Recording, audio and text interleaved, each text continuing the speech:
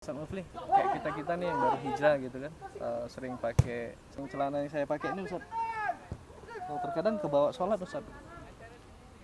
Ada lagi yang lebih ketat lagi dari saya, terus yang pakai model-model sekarang apa, jogger Ustaz ya namanya mungkin ya. Gitu. Jogger itu apa? Jogger itu yang ada karetnya yang di sini Ustaz. Oh iya. Iya. Itu gimana sih Ustaz kalau dari pandangan syar'i sendiri gitu Ustaz? Nah, kebetulan juga Anda pakai celana nih. Iya, anak lihat tadi gombrong Ustaz. Celana ini besar. Heeh.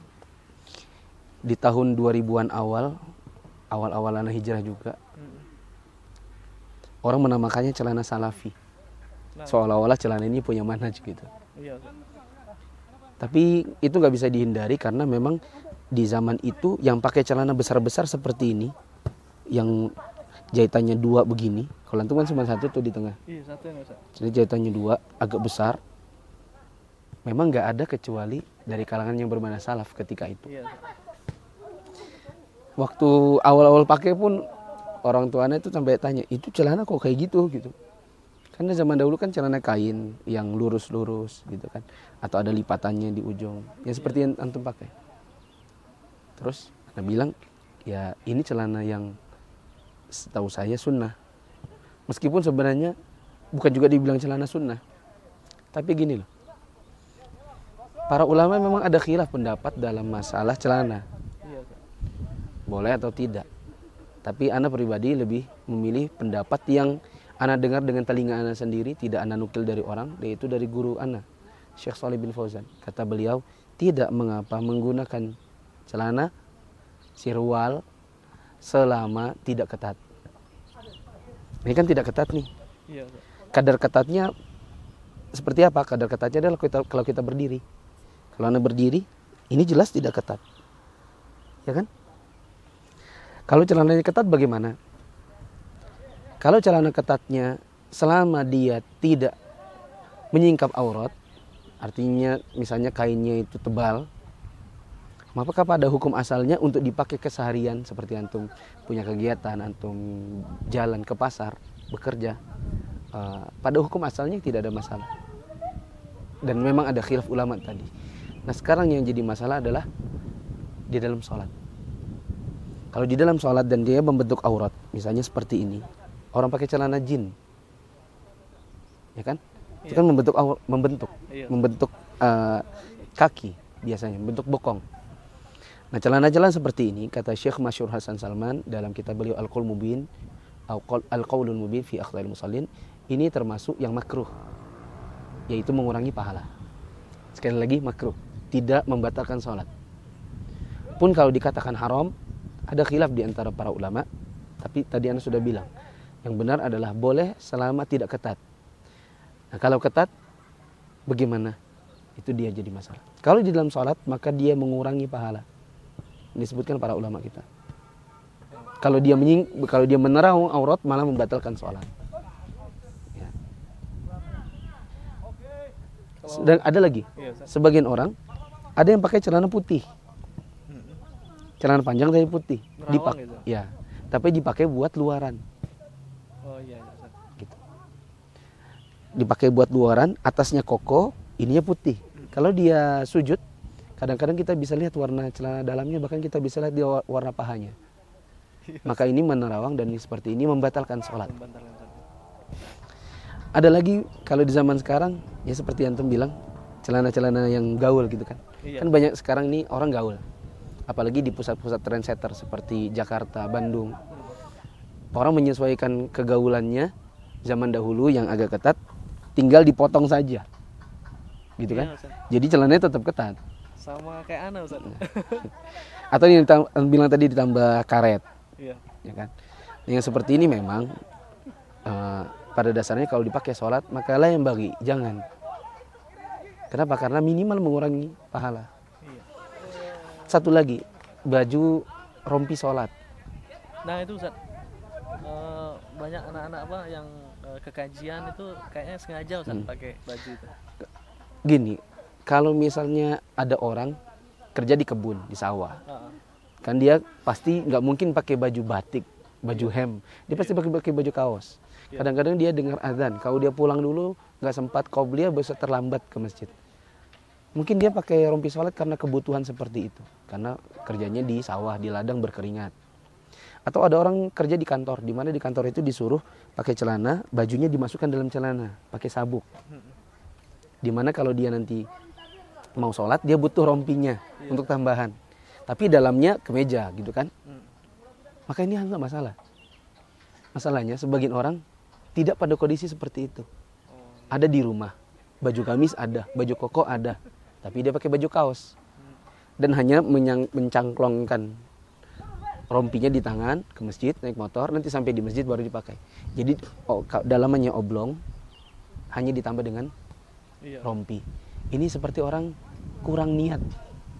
Sholatnya berniat, tapi mempersembahkan yang terbaik untuk Allah yang memberi nikmat itu yang kurang. Ini menurut pandangan Ana ya. Iya. Coba kalau kita ke kantor, atau kita ke kajian, atau antum lihat ustadz-ustadz, ada nggak ngisi kajian, oblongan, terus pakai rompi sholat? Anak kira kalau ustadznya sunnah insya Allah nggak ada. Kenapa? Karena kami melihat itu kurang baik, kurang pantas untuk sebuah occasional yang sangat penting, yang berharga, yang berpahala. Maka pakai rompi sholat hanya pada kondisi-kondisi di mana antum sangat butuh. Adapun di rumah, maka pakailah yang terbaik untuk ke masjid. Iya. Gitu. Ini nasihatannya buat teman-teman, khususnya yang baru ngaji dan mungkin baju-baju gaulnya masih ada. Iya, Ustaz. Jadi nambah ini pengetahuannya, jadi nambah pengetahuan gitu kan. Selama itu seperti itu, Ustaz. Selama ini kan jadi yang apa? Karena mungkin belum ada yang komentari. Kayak apa ya, Ustaz ya? Iya mungkin Ustaz ya, pertama itu, kedua kayak apa? Mungkin lagi tren gitu kan. Anak muda kan kayaknya mau ikut tren gitu, Ustaz. Biasanya anak-anak muda gitu, Ustaz. Berarti ada kesimpulan. Celana bila dia lebar, tidak membentuk aurat, tidak membentuk, boleh.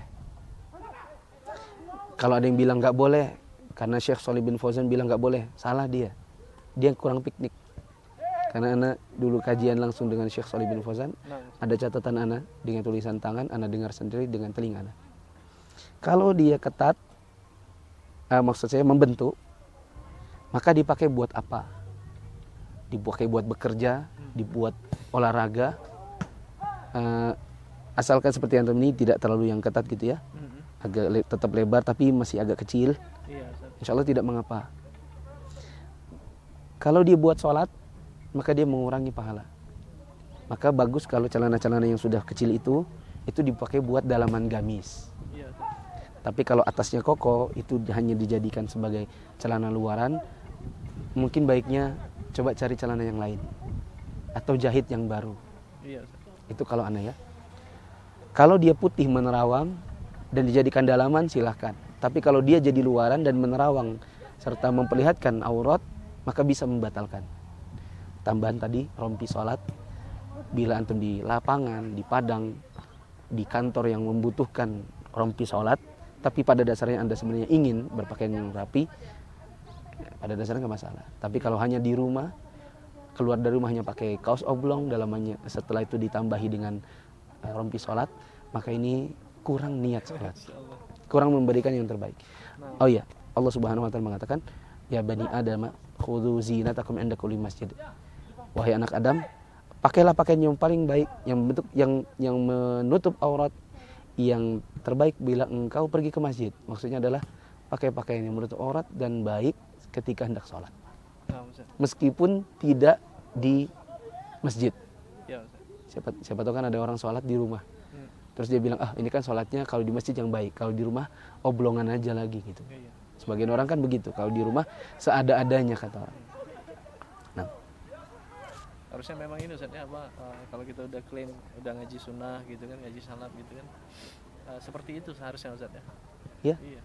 Coba contoh ustadz-ustadz yang baik, ustadz-ustadz yang bermanhaj salaf. Mereka dalam kajian tentu membiasakan untuk memperhatikan bajunya yang pantas. Iya Ustaz. Jangan ikuti ustadz-ustadz yang gaul. Iya, sebagian pernah lihat Ustaz yang apa, yang gaul-gaul gitu. Ustadz yang gaul memang ya gitu. Memberikan contoh yang justru gini kata orang, murid guru kencing berdiri, murid kencing berlari. Bila guru punya penyimpangan, murid kalau ngikut akan lebih parah. Gitu enggak? Nah, coba kalau guru pakai topi, ustadz pakai topi atau dibalik pakai jaket yang gimana, yang gaul gini nih, terus suruh khutbah celana jin, suruh khutbah innalhamdulillah, tapi ini topi, tapi ininya gaul gitu, ada gitulah. Kenapa, Ustaz? Pasti nggak akan memberikan penampakan yang baik, tidak memberikan qudwah yang hasanah. Gitu. Kalau sudah seperti ini, biasanya murid akan lebih parah lagi. Gitu. Makasih Ustaz. Tadi masukannya kan jadi nambah pengetahuan kita untuk yang baru-baru hijrah ini Ustaz. Ya. Sekian Ustaz ya.